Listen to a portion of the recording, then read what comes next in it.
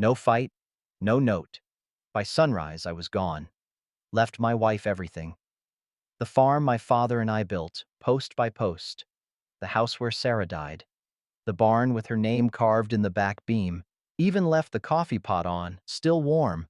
Just took my truck, a duffel bag, and my grandfather's pocket watch, the one Sarah gave me our last anniversary, when she knew the cancer was winning. Drove past May's Diner, where I'd had coffee every Tuesday for 15 years. Past the church where we buried Sarah. Past Tom Hendrick's place, my neighbor who'd waved from his porch every morning for 40 years. Didn't wave back. Gravel crunched under my tires in that pre-dawn quiet, and the diesel engine rattled like it always did. Cold metal door handle, my breath visible in the chill. By the time Linda woke up, I'd be a memory. But that was only the beginning. I should have known something was wrong when Linda stopped making my coffee. 5 years married, and every morning she'd have it ready, black, no sugar, in the blue mug Sarah used to use. Then one Tuesday in late August, I came down to an empty pot. Cold kitchen. Linda already gone somewhere, her car missing from the drive. Small thing, right? A man can make his own damn coffee.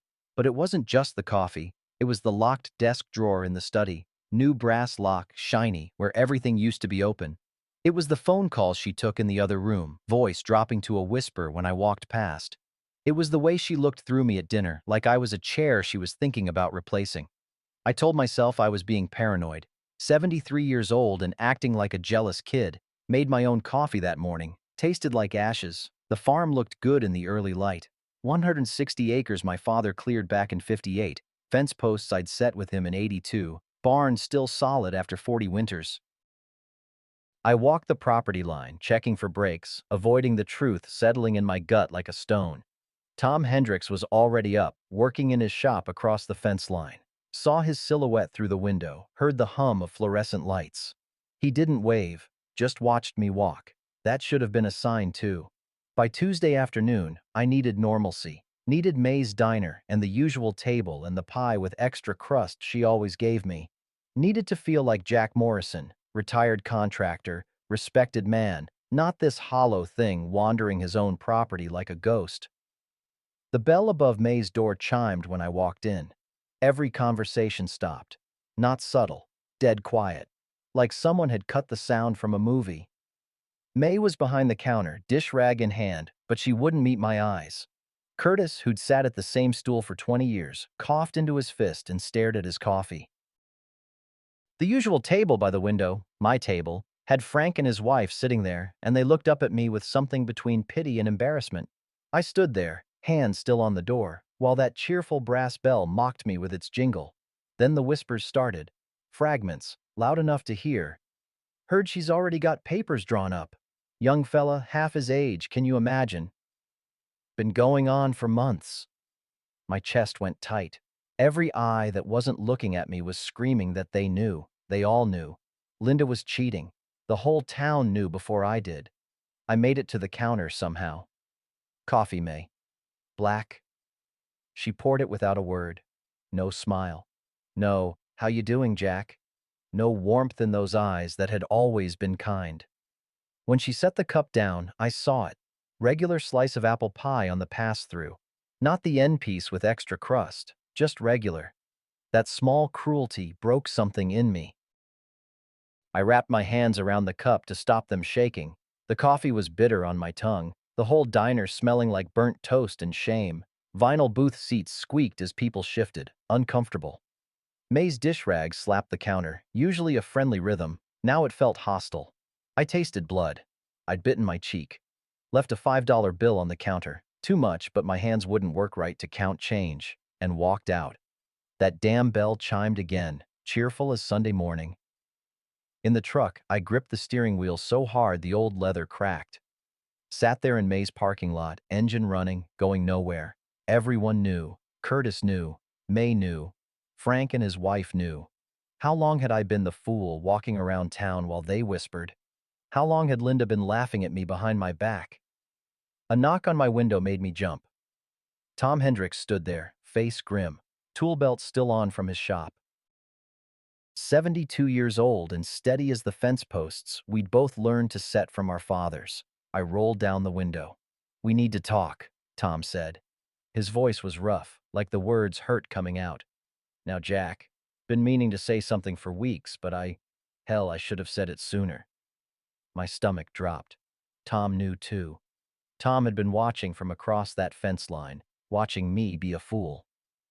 What is it? My voice sounded like someone else's.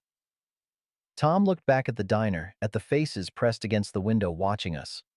Then back at me. Not here. My place.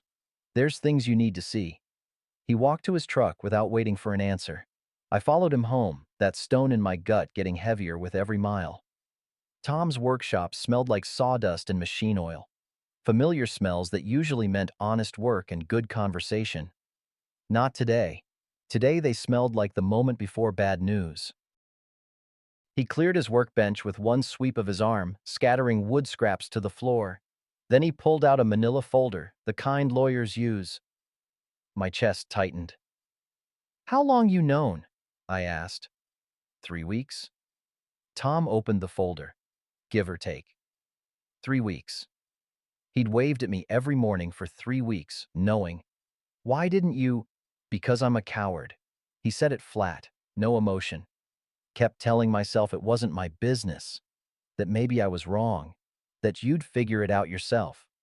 He shook his head. But after seeing you in Maze just now, looking like someone kicked your dog, I can't stay quiet anymore. He laid out photographs. 5 of them, printed on regular paper but clear enough.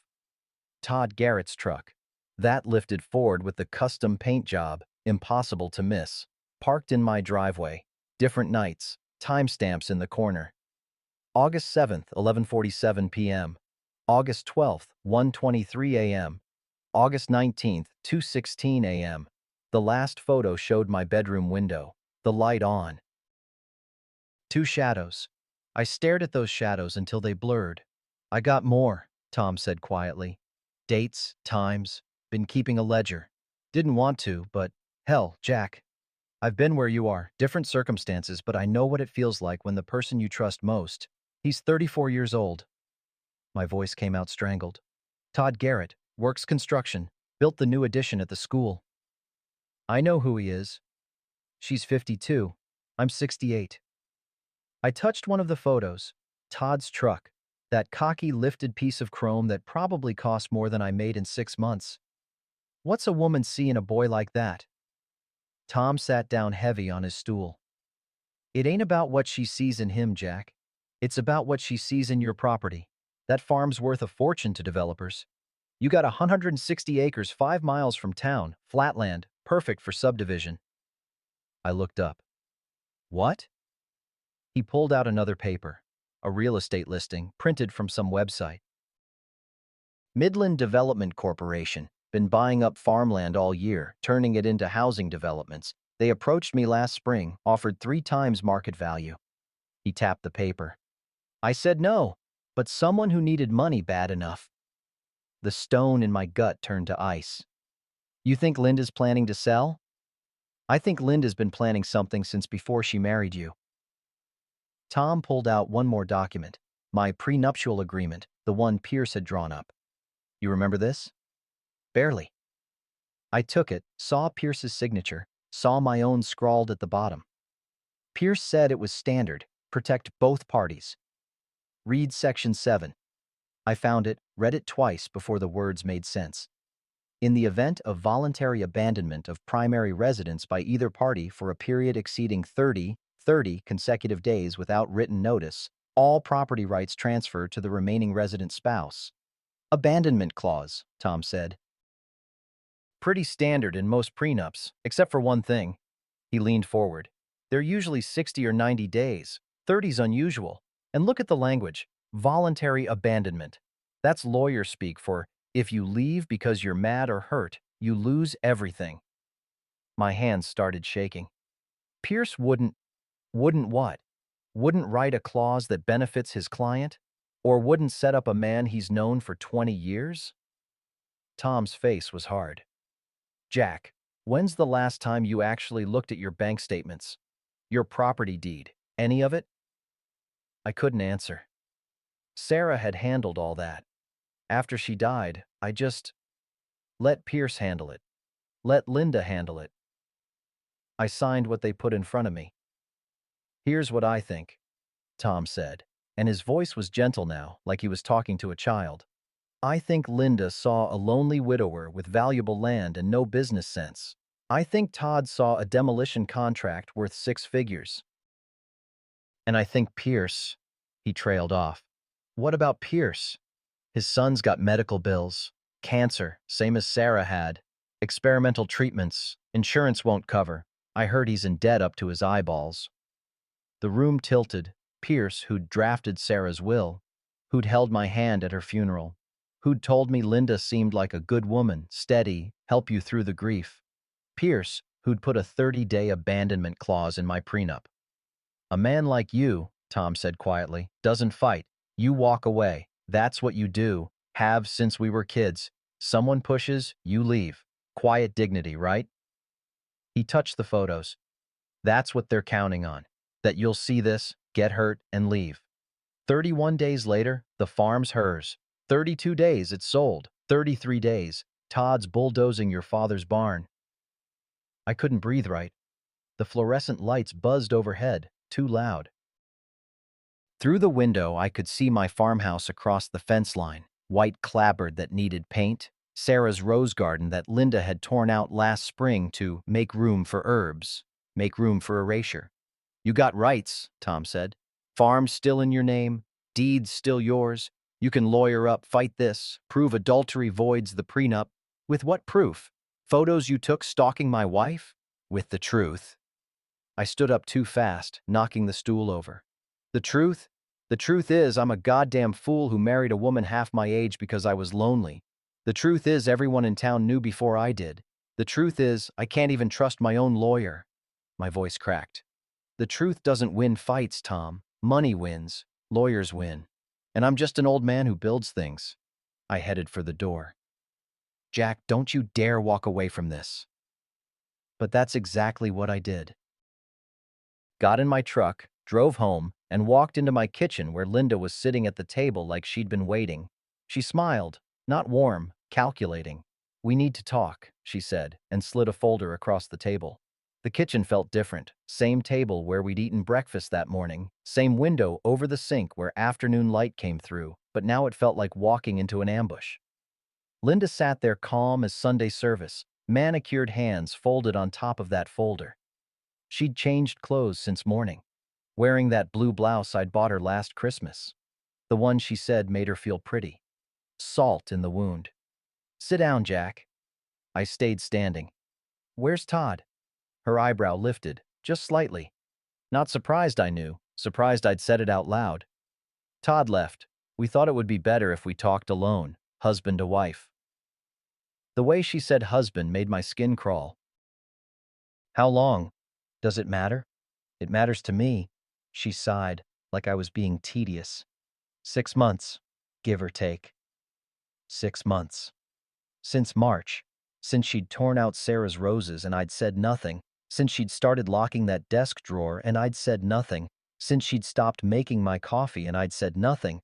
I'd handed her 6 months of silence to build whatever this was. I want you out, I said. Tonight? Pack your things and go. No. Just that. No explanation, no emotion. Like I'd asked her to pass the salt and she'd declined. This is my house, Linda. My farm. Our house, Jack. Legally. She opened the folder, pulled out papers. Per the prenuptial agreement you signed, witnessed by attorney Martin Pierce, notarized and filed with the county. She slid the first page across the Formica table. Section 7, read it. I'd already read it at Tom's. But seeing it here, in my own kitchen, with Linda's red fingernail pointing at the words, it hit different. Abandonment clause, she said, helpful as a tour guide. If you leave this property for more than 30 consecutive days without written notice, everything transfers to me. House, land, equipment, accounts. She smiled. Everything. I'm not leaving. No? She pulled out another paper. Business card clipped to it. Midland Development Corporation. On the back, inner handwriting, September 15th, final closing. Today was August 30th. You already sold it, I said. Wasn't a question. Sold is a strong word. We've agreed on terms, pending clear title. She leaned back, and I saw it then. Not cruelty exactly, but something colder. Necessity. Like she was doing math and I was just a number that didn't add up anymore. The buyer's very motivated. 3,200 homes planned. Retail center. Park. They're calling it Morrison Meadows. She said my name like it was a marketing slogan. Named after the fool who built it, I suppose. Don't be dramatic. You'll be compensated. Once the transfer is complete, I'm prepared to offer you a settlement. 50,000 seems fair. 50,000. For a farm worth, Tom said 3 times market value, and market was already. The farm's worth 2 million, I said. To developers. To you, it's dirt you're too old to work. She gathered the papers, tapped them straight. Here's what's going to happen, Jack. You can stay here and watch Todd's crew bulldoze your father's barn. Watch them rip up those fence posts you're so proud of. Watch them pave over every memory you've got. Her voice stayed pleasant, like she was describing a vacation. Or you can leave, quiet, dignified, the way you do everything. 31 days later, this all goes through clean. You take your 50,000, buy a nice condo somewhere, and we never see each other again. The refrigerator hummed. Outside, a crow called. The afternoon sun slanted through the window, making the words on that paper hard to read, blinding me, just like she had for 5 years. Todd's the contractor, I said. Demolition and site prep. He's very good at his job. Your boyfriend gets rich tearing down my life's work. My boyfriend, she said, and there was the first flash of real emotion, annoyance, is irrelevant. This is business, Jack. You're sitting on a gold mine you can't mine. I found a buyer. That's called resourcefulness. It's called betrayal. It's called survival. Her voice sharpened. You think I wanted to marry a man old enough to be my father? You think I enjoyed 5 years of— She caught herself, smoothed her face back to pleasant. We both needed something. You needed company. I needed security. Now circumstances have changed. Circumstances, I laughed, but it came out broken. That what you call adultery and fraud? Adultery's hard to prove when both parties are discreet, and fraud? She tapped the prenup. This is a legal document properly executed. Pierce will testify it was all explained to you. You signed of your own free will. Pierce. Of course, Pierce would testify. Pierce, who needed money for his son's cancer treatments. Pierce, who'd held my hand at Sarah's funeral, then handed me a loaded gun disguised as a prenup. I looked at Linda, really looked at her, saw a stranger wearing my wife's face. Why'd you even marry me? For just a second, something human flickered in her eyes. I liked you at first. You were kind, stable, safe. She shrugged. But kindness doesn't pay medical bills. Stability doesn't erase debt. Her face hardened again. I'm 52 years old, Jack. This is my last chance to not die poor. There it was. The truth under all the legal language and pleasant lies. She was drowning, and I was a life raft she'd climb over to breathe. I stood up. My whole body felt like it belonged to someone else. Where are you going? Linda asked. I didn't answer. Walked upstairs to our bedroom. Her bedroom now, I supposed.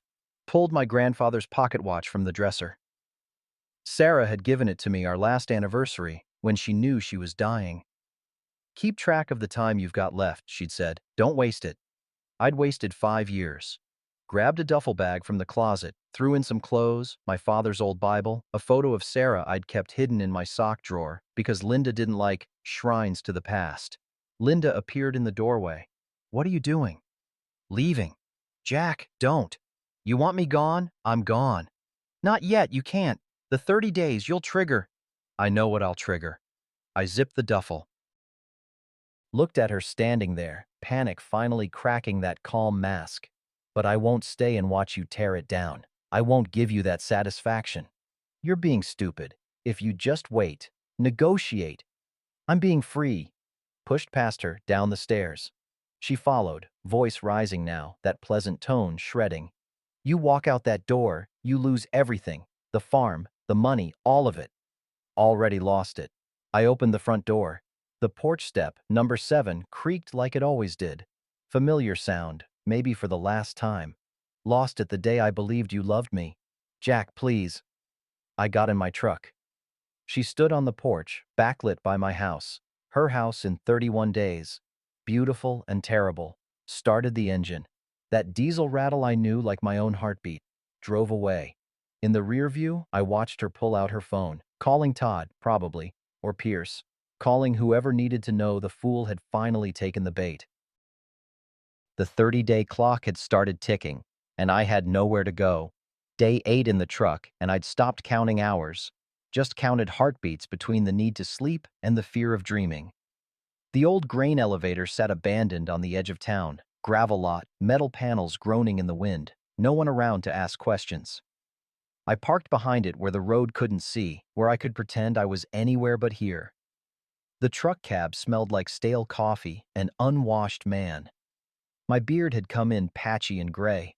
Clothes I'd packed were already dirty. The duffel bag made a lousy pillow. But it was the silence that got to me worst, not the town's silence. I'd earned that. My own silence. No words left, even to myself. Tom came by every day. Didn't ask permission, just showed up with his thermos and sandwiches I couldn't taste.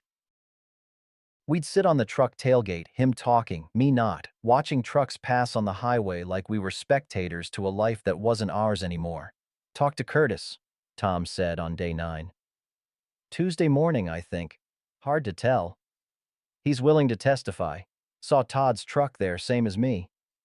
I stared at my hands, calloused from 60 years of work, shaking from 8 days of nothing. May asked about you, Tom tried again. Said she feels bad about the pie.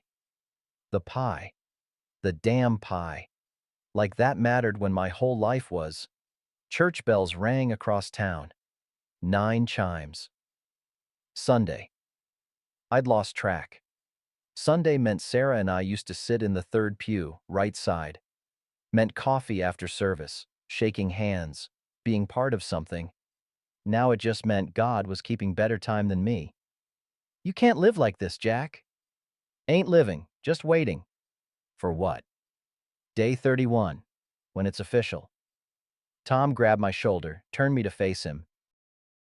You got 16 days left to fight this. 16 days before that abandonment clause kicks in. We got evidence. Of what? An affair? That doesn't void the prenup. Pierce will say he explained everything. Linda will say I left voluntarily. I pulled away. It's over, Tom. Built my whole life on that land, and I'm gonna lose it because I was too stupid to read the fine print. Then make her buy you out. Get a real lawyer. Force a settlement. With what money? My accounts are frozen. Linda saw to that. Tom stood up, paced the gravel. Stones crunched under his boots. Sharp, angry sound. So, that's it? You're just gonna sit here and rot? Seems like it. Sarah would be ashamed. That got me up. Got me right in his face, close enough to smell the coffee on his breath. Don't you dare! She would. Not of losing, of quitting. I shoved him. Not hard, but enough. He stumbled back, caught himself, and something in his eyes went sad. I know what I'm talking about, Jack. My wife left me 10 years ago, took half of everything, just like we're watching Linda do to you. And you know what I did? Nothing. Didn't fight, didn't argue, just signed whatever her lawyer put in front of me. He picked up his thermos, hands shaking now too. 10 years later, still alone, still wondering what if I'd stood up. What if I'd made noise instead of keeping quiet? That's supposed to make me feel better? It's supposed to make you different than me. A car turned into the lot. Beat-up Honda, primer spots on the hood, Emma's car. My granddaughter, who I hadn't seen in 3 years, not since. She got out, slammed the door. 24 years old and skinny as a fence post, makeup smeared like she'd been crying. Or hadn't slept. Or both. Grandpa. I couldn't speak. Just stood there in my dirty clothes, my shame, while she walked over. I need money, she said. No hello, no how are you? $5,000, don't ask what for. Tom started to say something. Well, I held up my hand. Don't have it, Emma. She laughed. Bitter, sharp sound like breaking glass. Of course you don't. She took it all, didn't she? That woman you married 6 months after Grandma died? 6 months. Everyone kept throwing that at me. Emma. 6 months, Grandpa. Grandma wasn't even cold. Her voice cracked. We begged you to wait. Mom, me, everyone. But you were so lonely, right? Needed companionship. She spat the word like poison. Well, look at you now, living in your truck because your companion took everything. Each word hit like a hammer. True, every one. I don't have the money, I said again. Because she took it, and you let her. Just like you let her move into Grandma's house, sleep in Grandma's bed, tear out Grandma's roses. Emma pulled a crumpled paper from her pocket. You know what this is? I took it. Law office letterhead, Pierce's office. Consultation fee, $15,000, paid in full. The date made my stomach drop. September 18th, 2019, 2 weeks before I met Linda. Found it in Mom's mailbox, Emma said. Someone sent it to her. Someone wants us to know. She jabbed a finger at the date. He charged her $15,000 for consultation before you even knew she existed, before you even met her, Grandpa. I read it again. The date didn't change. Pierce had been paid to set up the trap before the trap was even sprung, before I was even the target. Did you even read what you signed? Emma's voice broke. Or did you just trust everyone because that's what men like you do? Trust and get betrayed? I couldn't answer. The paper shook in my hands. Emma wiped her eyes, smearing mascara. I came here for money. Came here selfish and desperate because I'm broke and stupid. She looked at me, really looked. But you're more broke than me, and I'm sorry. I'm sorry I blamed you for moving on. Sorry I stayed away. Her voice went soft. But Grandma would be ashamed. Not of remarrying, of not fighting. Same words Tom had used. She got back in her car, started the engine. Emma, wait. I can't help you, Grandpa. No one can help someone who won't help himself. She drove off, gravel spitting from her tires. I stood there holding that paper, the impossible date, the proof of conspiracy. Tom came up beside me. You see it now. This wasn't just Linda being opportunistic. This was planned, designed. They picked you, Jack. Why me? Because you're a good man. Good men are easy targets. He took the paper, looked at it. Pierce got paid to build a legal trap. Linda got paid to spring it. And you, he handed it back. You got picked because they knew you'd walk away quiet.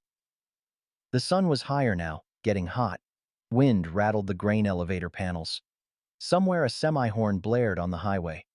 13 days left, Tom said. We can still fight this. But I just climbed back in my truck cab, closed the door, stared at that paper until the numbers blurred. They'd planned this before I even met her. Every smile, every coffee she made, every kindness, scripted, rehearsed, bought and paid for with $15,000 to Pierce. I wasn't just a fool, I was a mark. The pocket watch ticked in my vest. Sarah's voice in my head. Don't waste the time you've got left. But what time? What life? They'd already written my ending. All I could do was wait for the last page. Night 10 came cold. September in Nebraska. Days still warm. Nights reminding you winter's patient. I sat in the truck cab with the windows cracked, listening to crickets and distant highway hum. The consultation paper was folded in my shirt pocket, right over my heart. Evidence of how carefully they'd planned my destruction. Headlights swept the gravel lot around midnight. Tom's truck. He got out carrying 2 glasses and a bottle of whiskey, the good stuff, the kind you save for celebrations or funerals. Set them on the tailgate, poured 2 fingers in each without asking. Drink. Not thirsty. Wasn't a request. I climbed out. Took the glass. The whiskey burned going down, but it was the first thing I'd tasted in days that felt like something. Tom poured another round. Drank his in one swallow. I told you about my wife leaving, he said, staring at the empty glass. Told you I did nothing. But I didn't tell you the worst part. He turned the glass in his hands. She didn't leave for another man. She left because I was boring. Because 10 years of marriage and I'd never surprised her, never fought for anything, never raised my voice even once. He laughed, but it hurt to hear. Know what she said on her way out? Living with you is like living alone, Tom. At least alone I'd have peace instead of this silence. The crickets filled the quiet between us. Took half of everything, house, savings, even the dog. And I signed it all over because that's what I did. Kept the peace. Stayed quiet. He poured again, hands shaking. 10 years later, still in that house, still alone, still wondering what would have happened if I'd just made noise, fought, showed her I cared enough to be loud. He looked at me then, and his eyes were wet. Don't be me, Jack. Don't let them write your ending because you're too dignified to get your hands dirty. I'm 68 years old, Tom. Too old for what? For standing up? For making them pay? He grabbed my shoulder. Age doesn't make us stupid, Jack. Makes us witnesses. We've seen enough to know what matters and what's just noise. His grip tightened. That farm matters. Your father's barn matters. Sarah's memory matters. And whether you walk away quiet or go down swinging, that matters. I wanted to believe him, wanted to feel that fire he was trying to light, but all I felt was tired. Headlights again, Emma's Honda turning into the lot. 2 days since she'd driven off angry. Now she was back, laptop bag over her shoulder, eyes red but determined. She walked straight to us. I couldn't sleep, kept thinking about that consultation paper, the date, all of it. She opened the laptop on the tailgate. So I did something probably illegal. Emma. I hacked Linda's email. Well, guessed her password. Todd 2024. Not even creative. Her fingers flew over the keyboard. And I found something. A lot of somethings. She turned the screen toward us. Email drafts. Dozens of them. Never sent but saved. The first one made my blood freeze. Competency evaluation request for John Jack Morrison. She was going to have you declared mentally unfit, Emma said. Her voice shook. Look at the date. Drafted 3 weeks ago. She was building a case. Doctor appointments you missed. Bills you forgot to pay. Neighbors who testify you seemed confused. Tom leaned in. That's why my phone was blowing up last month. Pete from the hardware store asking if I'd noticed you forgetting things. May asking if you seemed off lately. He looked at me. They were gathering witnesses, building a narrative. Emma scrolled to another draft. Once competency ruling is finalized, power of attorney transfers. Property sale can proceed without consent. Medical facility placement recommended. Medical facility. They were going to lock me away. It wasn't just about taking the farm, Emma said. She was going to erase you completely. Make you disappear into some nursing home while she sold everything. Her hands were shaking now. And Pierce was helping. Look, email chain between them about expediting the evaluation process. I couldn't breathe right. The whiskey turned sour in my stomach. Your leaving probably saved you, Tom said quietly. If you'd stayed, fought her in court, she'd have used your erratic behavior as proof. Walking out, sleeping in your truck, she'd have called it mental breakdown, not dignity. Emma pulled out another document. But here's the thing, Grandpa. I found something else. She opened a scanned PDF. Handwritten will, yellowed paper, dated April 2018. Sarah's signature at the bottom, witnessed and notarized. Grandma's original will, the real one, before you remarried. Emma's voice got stronger. I found it in the county records office. They keep everything, even if someone files a new one. I stared at Sarah's handwriting, her elegant script that I'd loved, that she'd used to write me notes, to label jam jars, to sign our Christmas cards. Read section 3, Emma said. I read it aloud, voice breaking. The family farm, property deed 1847 to 992, shall pass to my husband Jack Morrison and his legal heirs in perpetuity.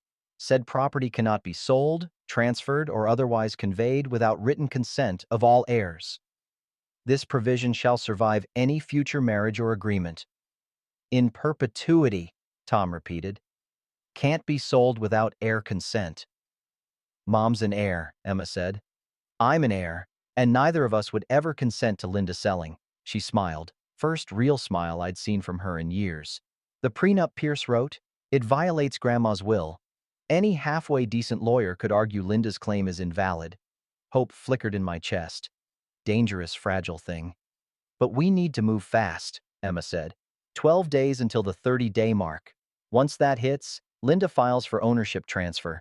Then it's a court battle that could take years. She closed the laptop. We need to stop it before then. Public. Loud. Make sure everyone knows what they did. Tom pulled out his phone, showed photos I'd already seen. I got documentation of the affair, dates, times, proof of conspiracy. I got the email evidence, Emma said. The competency plot, Pierce's involvement, Linda's planning timeline. They both looked at me. And you got the smoking gun, Tom said. That consultation paper. Proof Pierce was paid before you even met Linda. Proof this whole thing was a setup. I touched the paper in my pocket. Then Sarah's pocket watch. Felt them both, the trap and the legacy. Town council meetings Thursday, Tom said. 3 days. Linda's trying to ram through a development permit. Whole town will be there, including her, including Pierce. He leaned forward. We expose her there. Public record. End this before it gets to court. I can't, my voice failed. I can't speak in front of all those people. After May's diner, after everyone knowing, they need to know the truth, Emma said. She came around the tailgate, stood in front of me. Grandpa, I came back for money. Came back selfish, but I stayed because, her voice cracked, because I lost Grandma, then I lost you because I was angry, and I can't lose you again. Not to them. Not like this. She hugged me. First time in 3 years. She smelled like cheap shampoo and desperation and something like hope. We fight together, she whispered. You, me, Tom, 3 generations, the way families are supposed to. Tom put his hand on my shoulder. I'm done being quiet. Done with peace that's just cowardice wearing a nice name. His voice went firm. Question is, are you? I stood there between them, Emma holding on like I might disappear, Tom steady as the fence posts we'd learned to set from our fathers. The evidence of conspiracy in my pocket. Sarah's watch ticking against my ribs. 12 days left. 12 days to find my voice or lose everything. The wind picked up, rattling the grain elevator panels. That sound I'd been hearing for 10 nights. Metal groaning, lonely, defeated. I was tired of that sound. Tired of groaning. Tired of lonely. Thursday, I said. My voice sounded like rust breaking. We'll need to organize everything. Evidence, testimony, timeline. I looked at Emma. You know computers. Can you make it presentable? Something the council can't ignore? Her face lit up. I can make it undeniable. Tom, we'll need witnesses. Curtis, May, if she'll come, anyone who saw what was happening. I'll round them up. And I swallowed hard. I need to figure out what to say. How to explain this without sounding like a bitter old man. You tell the truth, Tom said. Plain words, that's all. Emma pulled back, wiped her eyes. We're really doing this? I looked at them both. Tom, who'd been watching across the fence for 40 years. Emma, who'd come back angry but stayed because blood mattered. Yeah, I said, we're really doing this. For the first time in 10 days, I slept. Not well, not easy, but I slept knowing tomorrow I'd start making noise. Wednesday morning, Emma showed up with coffee from May's and a bag full of charging cables. First step, she said, spreading her laptop on the grain elevator's loading dock, is making you look human again. Tom arrived 10 minutes later with the electric razor and a clean shirt. Can't face down the enemy looking like you've been living in your truck. I have been living in my truck. Yeah, but they don't need to see it on your face. I shaved in Tom's workshop bathroom, first time seeing myself clear in days. The man in the mirror looked older than 68. Hollow-eyed, worn down. But there was something else there too. Something I hadn't seen since Sarah died. Purpose. Emma had 3 folders spread out on Tom's workbench by the time I got back. Color-coded tabs, printed documents, everything organized like a lawyer's brief. Red folder, timeline, she said, all business. Proves Pierce was paid before you met Linda. Yellow folder. Photographic evidence of the affair. Tom's documentation. Blue folder. Linda's emails. The competency plot. Everything that shows premeditation. Tom added his handwritten ledger, dates, times, observations in his careful block print. Analog backup. Can't hack paper.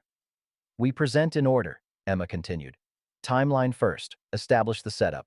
Photos second. Prove the affair. Emails last. Show how deep it goes. She looked up. The council won't be able to ignore this. Too many sources. Too much corroboration. If they let us speak, I said. They have to. It's public comment period on Linda's development permit. You're a property owner with standing. She pulled out the county charter, another printed document. You get 5 minutes minimum. We use every second. The morning burned away in preparation. Emma coached me on testimony, what to say, what to leave for the evidence to prove. Tom made calls, rounding up witnesses. Around noon, Mrs. Chen from the library showed up. 70 years old, proper as Sunday, carrying a notary stamp in her purse. Emma said you might need documents certified, she said. Set her purse down, looked at me with those sharp eyes that had watched kids check out books for 40 years. I remember you teaching Emma to read, Jack. Saturday mornings, children's section. She'd sit on your lap and sound out words. Emma looked away, blinking fast. Some things matter, Mrs. Chen continued. Records matter. Truth matters. She picked up Sarah's will, examined it. This is the original. I processed it myself back in 2018. Anyone says otherwise, they're lying. She stamped it with her notary seal. Official, unquestionable. There. Let them try to dispute it now. After she left, Curtis showed up. 75, still wearing his work jacket from the grain elevator where he'd operated equipment for 50 years. Heard you're making a stand tomorrow, he said. Shifted his weight, uncomfortable. I seen Todd's truck there, every night for months. I'll say so, if you need. They'll ask why you didn't tell me, I said. Curtis looked at his boots. Because I'm a coward. Same as everyone else who knew. He met my eyes. But I'm done with that. I'll testify. Public record. By afternoon, we had 5 witnesses lined up. Curtis, Mrs. Chen, Tom, Frank from the hardware store who'd sold Linda new locks 3 months back. Seemed odd at the time, changing locks on your own house. Even May sent word through Tom. I'll be there, and I owe Jack an apology in front of everyone. Emma organized it all in a master document. Who speaks when, what they say, how it builds, like a prosecution laying out a case. This is more than just fighting Linda, she said, studying her work. This is about showing the whole town what they were part of, how their silence enabled this. She looked up. Some of them will hate you for it, for making them see. Let them hate me, long as they see the truth. Tom came back from his last round of calls looking troubled. Talked to Pete about Linda's buyer, Midland Development, did some digging. He sat down heavy. Todd's family lost their farm to foreclosure in '98. Bank that held the note, First Nebraska Trust. Where Linda worked, I said, where Linda was assistant manager, she would have processed that foreclosure. Tom pulled out a printed article from '98, small town paper, headline about farm auctions. Todd was 16. Watched them auction off his father's equipment, his mother crying on the porch. Emma went still. So this isn't just about money for Todd. It's revenge. Personal for him as it is for you. Tom tapped the article. Linda knows that, probably picked him specifically. Angry kid grown into an angry man, perfect tool for demolition. I stared at that headline, saw a 16-year-old boy watching his world get sold off piece by piece, grew into a 34-year-old man who'd bulldoze mine. Don't make him sympathetic, Emma warned. He's still tearing down Grandpa's barn. Not sympathetic, I said. Just human. I touched Sarah's watch. Linda picked all of us careful. Tom because we're neighbors and he'd see everything. Pierce because his son's sick and he's desperate. Todd because he's got old wounds. Me. I stopped. Because you're kind, Emma finished. Because you trust. Because after Grandma died, you were lonely enough to believe someone could love you. The words hurt because they were true. Tom's phone buzzed. He read the message, face darkening. Pierce wants to meet. Tonight. Says he needs to talk to you before tomorrow. It's a trap, Emma said immediately. Maybe, maybe not. Tom showed me the message. I'm sorry, Jack. I need to explain. Please. The diner, 8 p.m. The diner, public place. But also the scene of my humiliation where this all started feeling real. Don't go, Emma said, but I was already standing. I need to hear what he's got to say. Grandpa. He's known me 20 years, held my hand at Sarah's funeral. If there's a chance he's got a conscience left, I need to know. I grabbed my jacket. Besides, it's public. What's he gonna do? Tom stood too. Then I'm coming with you. Me too, Emma said. No. I held up my hand. You two need to finish organizing evidence. Make sure tomorrow's bulletproof. I looked at Emma. And if something happens to me, you present it anyway. Promise me. Nothing's going to happen. Promise me. She swallowed hard. I promise. 8 p.m., May's diner was half empty. Wednesday supper crowd already gone home. Pierce sat in a back booth, my old booth, the one Linda had taken, looking 20 years older than when I'd seen him last. May gave me a look when I walked in. Not hostile anymore, just sad. Poured coffee without asking, set it in front of me at the counter. On the house, she said quietly. And Jack? I'm sorry. About the pie. About all of it. I nodded. Took the coffee to Pierce's booth. He looked up when I sat down. His eyes were red-rimmed, hands shaking around his own cup. Thank you for coming, he said. Talk. He pulled out an envelope, slid it across. My resignation from the bar. Filed this morning. His voice cracked. And a confession. Everything. The bribe, the clause, how Linda approached me 2 years ago with the whole plan. I stared at the envelope. Why? Because my son died. The words came out broken. 3 weeks ago. All those treatments, all that money, all those compromises I made, and he died anyway. Tears streaked his face.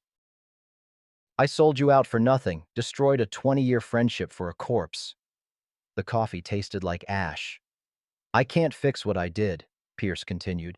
Can't give you back what I took. But I can make sure everyone knows the truth. He tapped the envelope. That's a signed affidavit. Everything Linda planned, everything I helped with, time-stamped and notarized. It'll stand up in court. Why give it to me? Why not just disappear?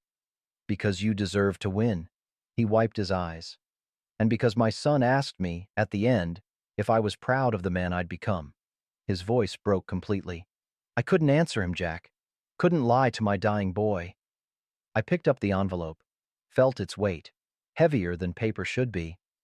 Tomorrow at the council, Pierce said. I'll testify. I'll tell them everything. He stood up, left money for his coffee.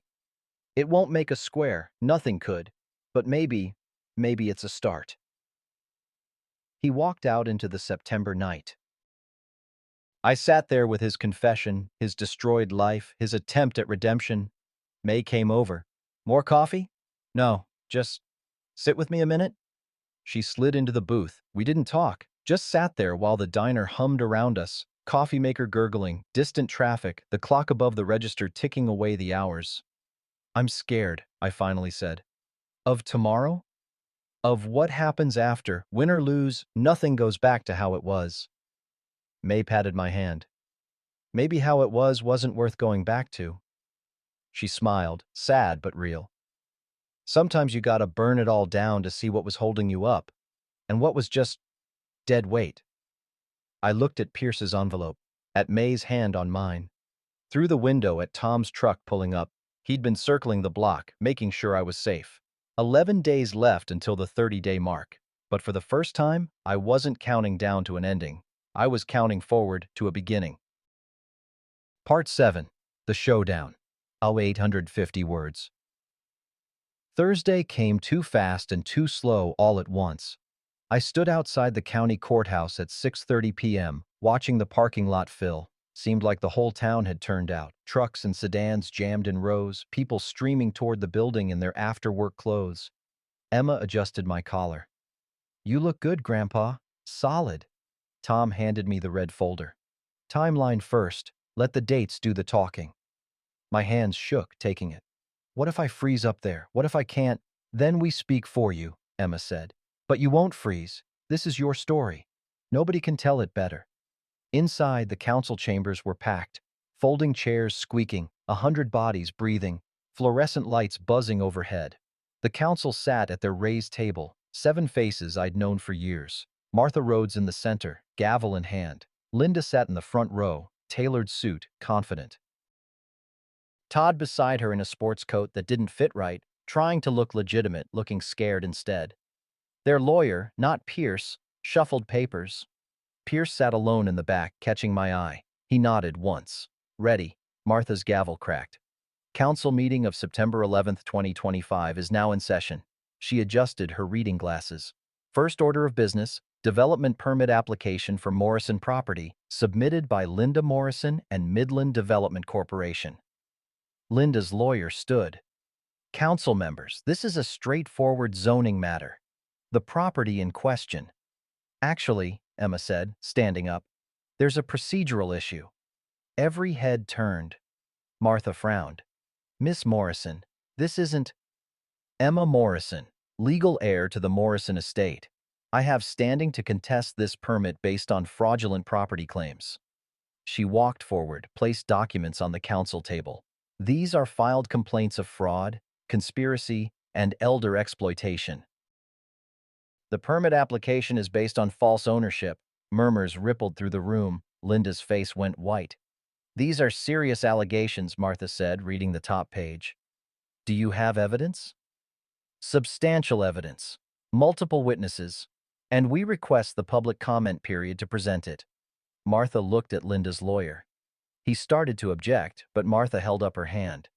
"Given the nature of these claims, I think we need to hear this." She turned to me. "Mr. Morrison, do you wish to speak?" I stood.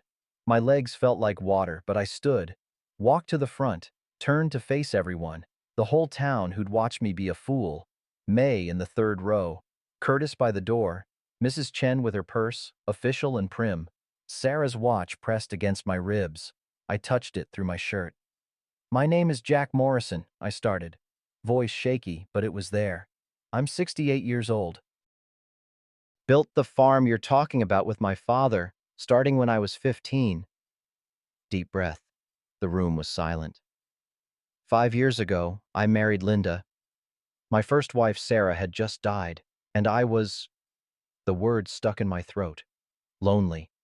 Linda seemed kind. Steady. I thought— I stopped. Started again. I thought someone could love me. I pulled out the consultation paper, held it up. "This is a receipt. Attorney Martin Pierce paid $15,000 by Linda Morrison on September 18, 2019. I let that sit. "I met Linda in October 2019, 6 weeks after she paid my family lawyer to write a prenup." The murmurs got louder. Martha banged her gavel. "The prenup had a clause," I continued. "If I left the property for 30 days, Linda got everything. Pierce knew me 20 years. Knew I walk away when I'm hurt. So they built a trap out of my own nature." Emma stood, distributed copies of the timeline. "Every council member has documentation. The dates prove premeditation." Tom stood next. "I'm Tom Hendricks, neighbor 40 years. I got photographs." He projected them on the wall. Todd's truck, timestamps, bedroom window lit at 2 a.m. This affair wasn't passion. It was strategy. Curtis stood without being called. "I seen it too. Every night, months. We all knew. We just didn't say nothing." His voice cracked. "That makes us part of it. Our silence." May stood. "I served Jack coffee for 15 years, gave him regular pie instead of extra when I heard the gossip.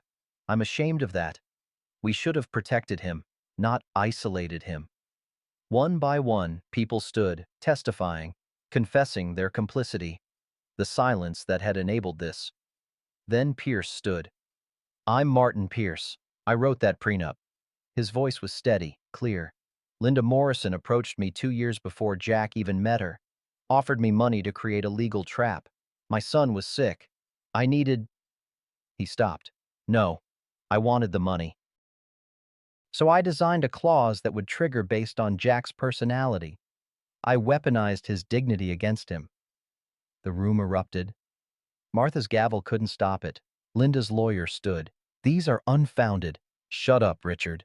Linda's voice cut through. She stood, face twisted. You want the truth? Fine. Yes, I married him for the farm. Yes, I planned it. Yes, I used Todd. She pointed at me. But he made it easy. Lonely old man, desperate for company, didn't ask questions, didn't read paperwork. Her voice rose. This is business. He was sitting on millions, doing nothing. I found a buyer. That's called resourcefulness. It's called fraud, Martha said coldly. Emma stood. We have more. Linda's emails planning to have Grandpa declared incompetent, locked in a facility while she sold everything. She projected the drafts on the wall. This wasn't just theft, it was erasure. The room went dead silent. Martha read the emails, her face hardening. Counsel, I move to deny this permit immediately and refer all evidence to the county prosecutor. Seconded, came from 3 council members at once. All in favor? 7 hands. Permit denied. Documentation forwarded to legal authorities. Martha's gavel cracked. Mrs. Morrison, you're advised to retain counsel. Todd stood, face red. This is bullshit. Sit down, Mr. Garrett, Martha said, or I'll hold you in contempt. He shoved past people, stormed out. Linda followed, her lawyer scrambling after. The chambers erupted in noise, conversations, exclamations, the sound of justice being loud. I stood there, legs shaking, the evidence folders empty in my hands. Emma hugged me. You did it, Grandpa. But I was looking at Pierce, standing alone in the back. He nodded once, acknowledgement, not forgiveness, and walked out. May appeared beside me. Usual tables waiting, extra crust. The town parted as I walked to the door. Some nodded, some looked away. All of them knew now. Outside, the September evening was cooling. Tom leaned against his truck, grinning. Well, he said, that was loud. I started laughing, couldn't stop. Emma and Tom joined in, 3 of us standing in the parking lot, laughing like idiots while the town filed past. It wasn't over, legal battles ahead, but the truth was out, and I'd found my voice. The week after the council meeting moved in slow motion and fast forward all at once. Linda's lawyer called twice. I didn't answer. He sent a letter, formal, cold, proposing settlement terms. Tom and I burned it in his workshop wood stove, watched the legal language curl and blacken. Feels good, Tom said, poking the ashes. Feels like the beginning, not the end. He was right. The county prosecutor opened an investigation. Pierce's signed confession made it easy. Fraud, conspiracy, elder exploitation. Linda hired a better lawyer, but the evidence was a mountain she couldn't climb over. By day 4, her new lawyer made an offer. Linda would sell her interest in the property back to me. Fair market value for her half, public record, no hidden clauses. How much? Emma asked when I told her. $380,000, she whistled. That's half what the farm's worth. That's what she's legally entitled to. We were married. She gets half. I looked at the offer letter. But I get to buy her out, not watch her sell to developers. Tom shook his head. After what she did, I could drag this through courts for years, make her pay every penny in legal fees, destroy her completely. I set the letter down. Or I could take the win and move on. That's mercy she doesn't deserve. Maybe not, but it's the mercy I can live with. We settled on day 7. County clerk's office, public record, both lawyers present. Linda signed the buyout papers without looking at me. Her hand shook. First time I'd seen her rattled. When it was done, she stood to leave, stopped at the door. I did like you, she said, not turning around. At first, you were kind. Not kind enough to not betray. No, she looked back then. But kind enough to let me walk away with something. That's more than I gave you. She left. I never saw her again. Pierce's law license was suspended pending investigation. He left town 2 days later, No goodbye. Just gone. Herdy moved to his sister's place in Iowa. His practice dissolved, his reputation destroyed. I felt bad about that. Not enough to forgive him, but enough to recognize the cost. Todd was harder to track. His contracting business lost every contract within a week. Word spreads fast in small towns. His truck sat in his driveway for days, then disappeared. Curtis heard he'd gone to Colorado, fresh start where nobody knew. Think he'll make it? Emma asked. Don't know. Hope so. I meant it. Carrying that much anger, that much need for revenge, it'll eat him alive if he lets it. Grandpa, he was going to bulldoze your barn. Yeah, but he was also a 16-year-old kid who watched his family lose everything. I touched Sarah's watch. Hurt people, hurt people. Doesn't excuse it, just explains it.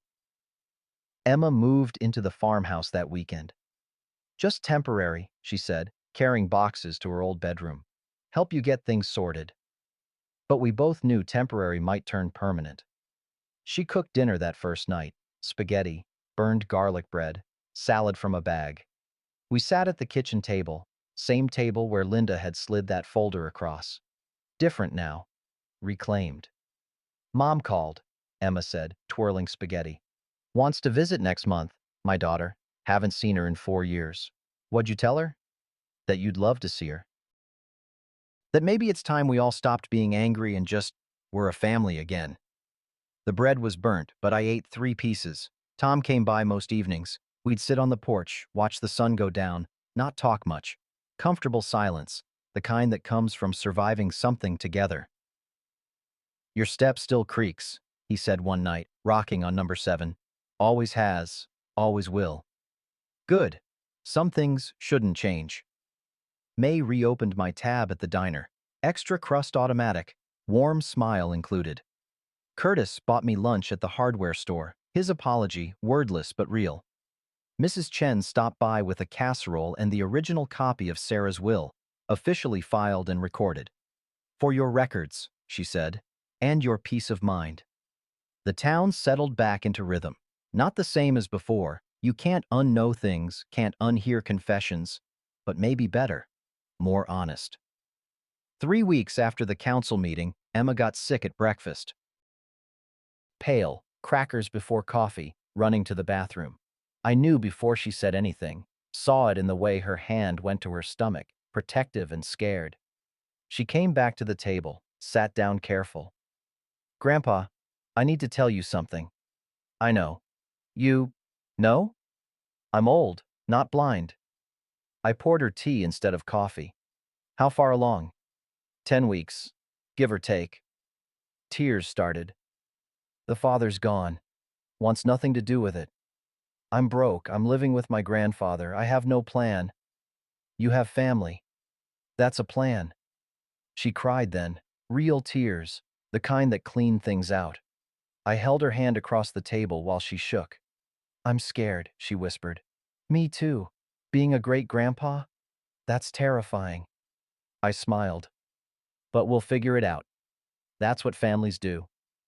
That evening, Tom came by for porch sitting. Emma joined us, told him the news. He produced cigars from his truck. Been saving these for something worth celebrating. We sat there, 3 generations and a 4th on the way, watching stars come out over land that was ours again. You think we can keep the farm? Emma asked. Don't know. Might have to sell eventually, use the money for better things. I touched the porch rail, wood grain under my palm, solid and real. But if we do, it'll be our choice, our terms. Tom raised his cigar.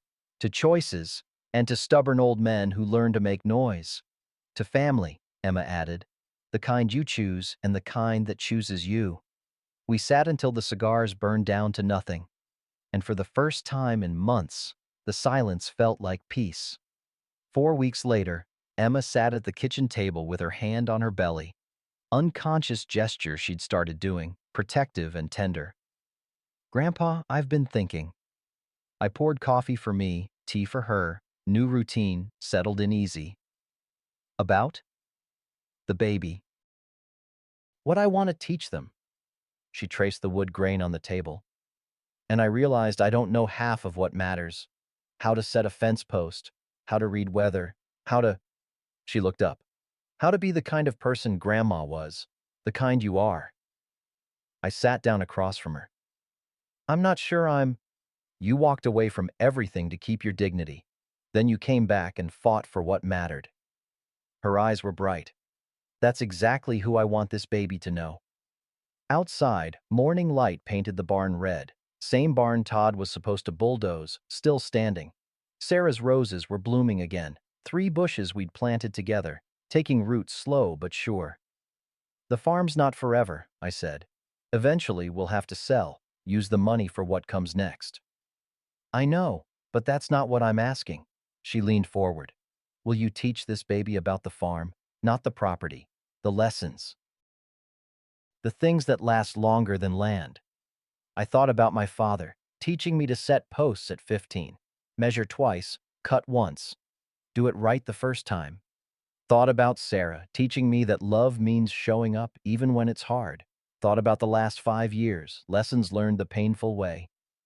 Yeah, I said, I'll teach them. Her smile could have lit the whole kitchen. Thank you. Tom's truck pulled up the drive, earlier than usual. He came in without knocking, screen door announcing him like always. You two need to see something. He had his laptop. Rare sight, Tom with technology. Opened it on the table, showed us a news article. Pierce's confession sparks state investigation into elder fraud. I read it twice. The prosecutor had taken Pierce's testimony and Emma's evidence and built something bigger, looking into how many other vulnerable people Linda and Pierce had targeted over the years. They found 2 more, Tom said. Widowers, both over 70, Same pattern. Linda befriending them, Pierce writing prenups with traps. Emma covered her mouth. How many people did they— At least 3 we know of, maybe more. Tom closed the laptop. Point is, Jack, you stopping her, it stopped her from doing this to someone else. I hadn't thought of it that way. Thought I was just fighting for my own dignity, my own land. But maybe that's how you change things. One stand at a time. The prosecutor wants you to testify, Tom said. Grand jury, probably trial after. You up for it?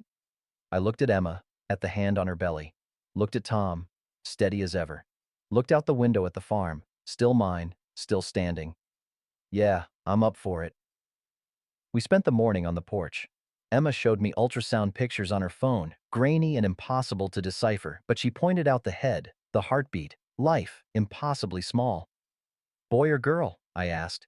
Don't know yet. Does it matter? Not even a little. Tom helped me fix the fence in the north pasture. Post I'd noticed was loose, needed replacing. We worked side by side the way we'd learned from our fathers. Dig deep, set it true, pack it tight. You know, Tom said, tamping concrete, 10 years I lived quiet, regretted it every day. And now? Now I sleep fine. He grinned. Turns out making noise is good for insomnia. That evening, the 3 of us planted a 4th rose bush. For the baby, Emma said. So they'll know their great-great-grandmother grew beauty here. I knelt in the dirt, knees protesting, but I knelt and helped Emma set the roots. Her hands in the soil, my hands steadying hers, Tom watering it in 4 generations, if you counted the baby.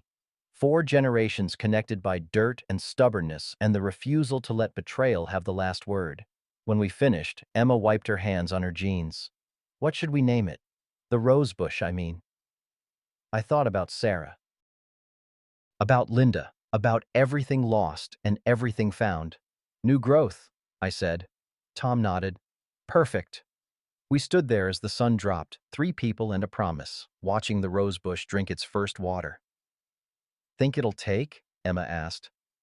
I touched Sarah's watch, still ticking, always ticking. Give it time, I said. Best things grow slow. Dawn came different now. I still woke before sunrise. Old habits don't die, they just find new purpose. But this morning, I made coffee in a kitchen that felt like mine again. Heard Emma moving upstairs, morning sickness but managing. Saw Tom's truck already pulling up the drive. He'd taken to joining us for breakfast, said eating alone got old after 10 years. I stepped onto the porch with my coffee, felt the familiar creak of step 7 under my boots, the sound that used to mean Tom coming over. Now it meant home. The farm spread out in that pre-dawn gray, fence posts I'd set with my father, barn that had weathered 40 winters and one near destruction. Sarah's roses catching first light, 4 bushes now where there'd been none. My phone buzzed. Text from my daughter. Coming next week. Time we talked. Time I met Emma's baby when it comes. Family. Broken and mending. Slow work. Like growing roses. I pulled out Sarah's pocket watch. Still ticking. Still keeping time on a life that had more chapters left than I'd thought. Left everything at dawn once. No fight. No note. Just silence and shame. But I came back. Came back loud. Came back with my granddaughter and my neighbor and a whole town forced to see what their silence had cost. Some men my age talk about the good old days, about how things used to be better. I think about how things can still get better. If you're willing to make some noise, if you're willing to plant new growth and wait for it to take root. Tom's truck door slammed. Emma's footsteps on the stairs. I checked the watch one more time. Still ticking. Still time.